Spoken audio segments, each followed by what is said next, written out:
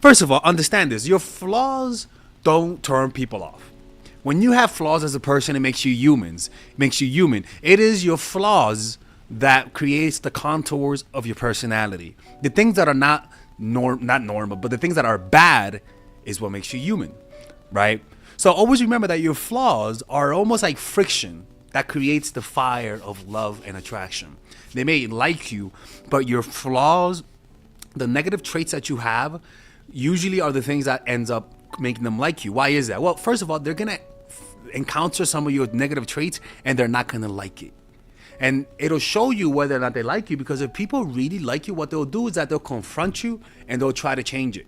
And through having those confrontations and having those difficult discussions, it creates the necessary friction for whatever emotions they have for you becomes almost like umber, becomes almost like material to create fire. So having your flaws is very important, and it comes down to my first point. Be vulnerable. Especially guys listen to this a lot of the times and they say, oh dude, but when I opened to a girl, she thought I was a little bitch and she got turned off. First of all, most likely you met her online. I can promise you, you're gonna find the coldest bitches online. Sorry, I know women are watching this too, but you're gonna find people that if you open up emotionally online, a lot of them are gonna get turned off. So that's why you have to be careful and understand that online dating and dating people in real life are two completely different things. But genuinely speaking, you have to be vulnerable. Now, if you met them online, it's best to reserve the vulnerability for a little bit later on, because they don't know you. Being vulnerable too quick can potentially turn people off. Telling people how your friend tried to burn.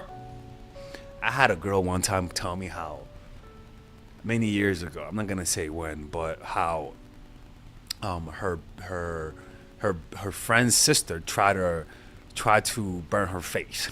And I'm like, bitch, we don't even have a drink yet. Why are you telling me this?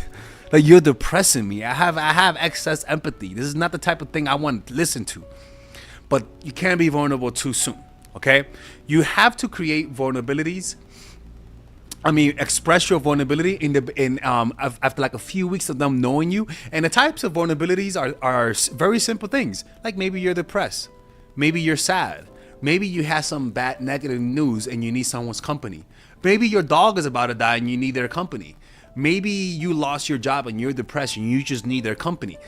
What it does is that it forces people to become the parent per se, right? And with that role comes you get the necessary emotions with that role. So if you're a guy, you become the daddy or the dad, right? Because she's sad, she's depressed, right? Your comfort is gonna make you like her more, because one, you're helping her, but also you're taking on this role that forces you to release oxytocin. You get what I'm saying? So vulnerabilities makes people bond together. Now you have to be careful not to be too vulnerable too quickly, because you could freak people out. Show some tiny vulnerabilities at first, right? Like I said, maybe you're sad, maybe you need someone's company, maybe you want to eat out and you don't want to eat alone and you're being honest with them, right? That type of stuff endears you. It's like Trump, right? When he got shot, crazy, right? There's an effect that it has on people, because all of a sudden he becomes more relatable. And the people that didn't like him all of a sudden feel a little guilty, like criticizing the guy, right? So negative things that happen in your life creates the space so that people can relate to you. So don't be afraid to show vulnerability. Just make sure that if you've seen the freaking monsters walk up the wall, you don't tell them in the first week, because that could creep people out. You get what I'm saying? I'm not trying to be judgmental, but that's a real thing. By the way, if you guys want to make someone literally fall in love with you and apply these beautiful, healthy strategies without going straight to hell, which is very important, because I don't work with narcissists, I don't work with psychopaths, I don't work with people who try to hurt people. If you want to apply these strategies in your life to make somebody fall in love with you, click on the description down below where it says purchase a one-on-one session, and there you'll be able to learn how to work with me one-on-one to apply these strategies, and we'll be able to talk on the phone, and I can show you guys how to do this and any situation, to be honest with you. It's something that has helped thousands of people. Okay, so scan the QR code right here and I'll see you. The next one is start slow. All right, and that means don't let them see you all the time. I'm telling you, don't let them see you all the time in the beginning. Don't open up too fast. Don't tell them too much of your personality too quickly, right? Anything that's good, start slow all the freaking time, people. all the time. If you start fast, deep down, people are gonna say this could be potentially a red flag. And potentially, you could be.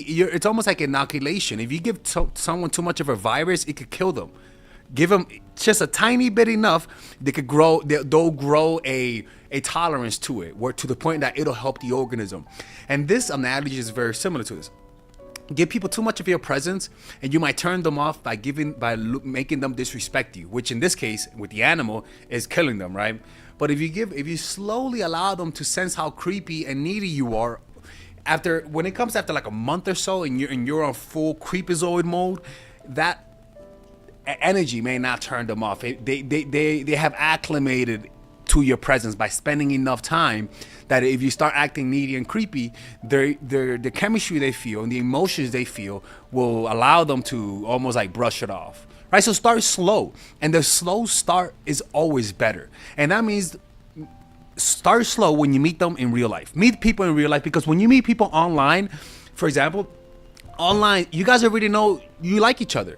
But when you meet through normal settings, it's a slower pace. And that slower pace, even as a guy, the slow pace, a woman will fall in love quicker. Like, you may not have sex with her quicker, but she's gonna fall in love quicker, which will mean more poom poom for you later on. So start slow, man. Stop trying to get the poom poom and trying to kiss the girl the first date, man. Slow it down, man. Even emotionally, don't open up too fast. Let that thing slow. Let that thing show up slowly. The smartest animals have the slowest gestation period, meaning they're vulnerable for a longer period of time. The dumbest animals have the fastest gestation period. They come out doing flips in the beginning. All right, the next one. A deep love for something that's not dumb. That means they can sense that you love your job a lot more. They can sense that you love your kids more. They can sense that you love yourself a lot. They can sense that you don't need them entirely. They can sense that you love your friends a lot. They can sense that you have a deep bond with your family that makes it difficult for them to get in the way. People have to understand is that when people start falling in love with you, they get possessive. And they'll even get jealous at you loving your dog, loving your cat. And it doesn't mean that they're toxic. It just means that people want to monopolize your time when they're falling in love with you. It's just how that is. They want you to spend more time with them than with your family.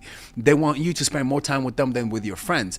And if they want you to let more time off work for them. And if you just hold off a little bit, if you put up some resistance, if you say no every now and then, if you make them feel like they don't have complete victory, it makes them fall in love harder.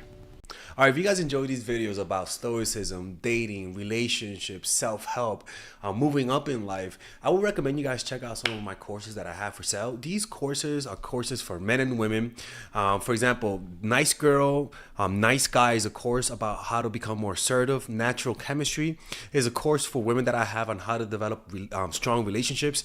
Dark Game is a controversial course that I have for guys on how to attract women in their life and keep it. It's not as dark as it seems, but we do talk about some dark psychology in here. Psychological Game of Attraction is a course that we made for women who are single. And as you see, we have a course about how to develop charisma, Emotional Mastery, which is a course about how to develop a meditation practice and how to improve your emotional life, to become more resilient, to not let rejection hit you so hard, to be able to bounce back from failure. I have a course called Nice Guy, which is a course for guys who are single and guys who want to be able to develop more assertiveness training, right? Most of these courses come at $99. And there you can also purchase the bundle where you guys can purchase all of the courses in one go at a discounted rate, right? We have a bundle for women and a bundle for men. So click in the description down below to check them out. You can browse around and see the courses that you like. And if you don't like them, you guys can ask for a 30-day money-back guarantee, and I'll give you guys the money back, okay? And in fact, we actually have a new one for women right now we're developing. It's called The Feminine Woman. So if you're a woman watching, this course is specifically to help women become more feminine, to embrace her feminine while embracing their masculine energy. And I'm actually going to make a course for that, like that for men, which is called a Masculine Man, which is a course on how to develop masculinity and develop masculine energy to attract women in your life, to attract business success in your life, to be able to be better socializing, to read people better. It's truly an all-around course. So if you guys want to check out those courses, click on the description down below where it says purchase the courses, and I'll see you guys inside. Bye-bye.